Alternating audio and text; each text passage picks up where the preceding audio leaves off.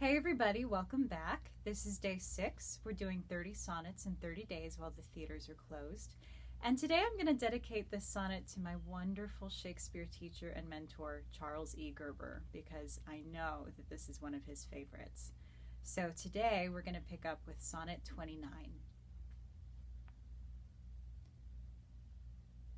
When in disgrace, with fortune and men's eyes, I all alone beweep my outcast state, and trouble deaf heaven with my bootless cries, and look upon myself and curse my fate, wishing me like to one more rich in hope, featured like him with friends possessed, desiring this man's art and that man's scope, with what I most enjoy, contented least. Yet in these thoughts, myself almost despising, haply I think on thee, and then my state, like to the lark at break of day arising from sullen earth, sings hymns at heaven's gate. For thy sweet love rememb'red, such wealth brings, that then I scorn to change my state with kings. All right, so that's probably one of Shakespeare's better known sonnets, actually. If there are any fans of the movie Pretty Woman out there, this is the sonnet that Vivian and Richard Gere, I can't remember his character's name, but it's the sonnet that they read to each other in the park. I also found a recording of Carrie Fisher reading this sonnet, R.I.P., and also the Shakespeare class that I'm in, Will's Play Shop at the Workshop Theater, which is taught by the incomparable Charles E. Gerber. Also, shout out, if anybody's looking for a great Shakespeare class in the city, it's the best. It's wonderful. Hit me up.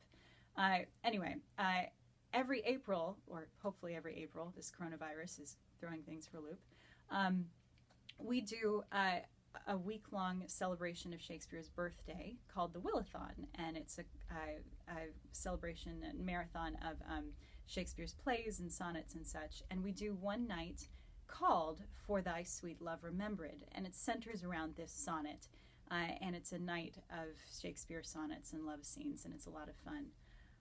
But anyway, this again is a really well-known sonnet because it's just so beautiful, essentially saying, sometimes my life is fucking terrible and I hate it, and I curse deaf heaven with my bootless cries, and I'm jealous of this man's friends and this man's money and this man's skill and this man's good looks, and I hate myself. But then I remember that you love me, and then I wouldn't change places with kings. And that's just stunning. I don't know what else to say. So today I wanted to talk a little bit about sonnet form, because I realize I haven't gotten into that yet. Most of Shakespeare's sonnets, follow this form. It's 14 lines divided into 3 quatrains, or stanzas of 4 lines of iambic pentameter, followed by a couplet at the end. And the rhyme scheme usually goes A-B, A-B in the first quatrain, C-D, C-D in the second, E-F, E-F in the third, and G-G in the last. Now there are only 4 sonnets in all of the 154 that were published together that stray from this form.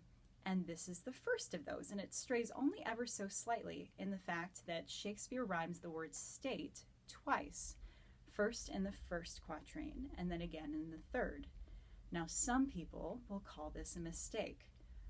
I tend to think that most of the time Shakespeare doesn't make mistakes. He tends to do things on purpose.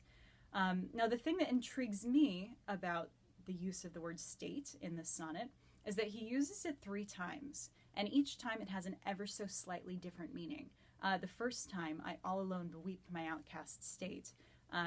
That's Shakespeare's state as an outcast, his state of being.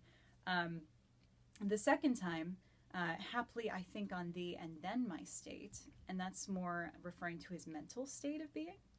And then the last time, that then I scorn to change my state with kings, it's referring to his place in society as, I don't know, a peasant or a nobleman or a monarch or that sort of thing.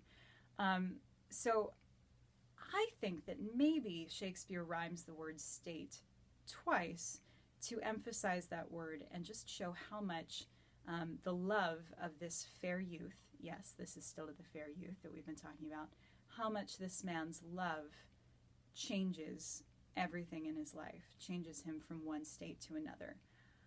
I don't know. I don't really have an answer, but I'm curious. If anybody else has thoughts, let me know.